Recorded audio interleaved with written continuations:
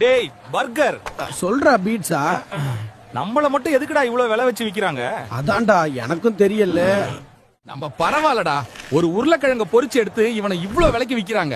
ஆமாடா. ஆனா எனக்கு இருக்க மாஸ் எப்பவுமே குறையாது. அண்ணா ஒரு பிரெஞ்ச் ஃப்ரைஸ் கொடுங்க. கேட்டிங்களா? இந்த கடையிலேயே கம்மி விலை நான் தான். இவன் உண்மையிலேயே மாஸ் தான் போல. டேய் என்னையும் கூட்டு போடா. இவன் என்னடா யாரு போனாலும் பின்னாடியே போறான். அவன் அப்படிதான்டா, ஒருத்தரையும் விட மாட்டான். 200 ரூபாய்க்கு கோழியை வெட்டி 1000 ரூபாய்க்கு மேல வச்சு விக்கிறாங்க. அதையும் இந்த மக்கள் வாங்குறாங்க. மக்களே, இந்த மாதிரி என்ன சாப்பிட்டா புரோட்டீன் வராது, கொலஸ்ட்ரால் தான் வரும். எனக்கு ஒரு சந்தேகம். நான் நல்லவனா இல்ல கேட்டவனா? ஒரு ஊர்ல என்ன நல்லவன்னு சொல்றாங்கட்ட, இன்னொரு ஊர்ல கெட்டவன்னு சொல்றாங்க. நீ நல்லவன் பாதி கெட்டவன் பாதி.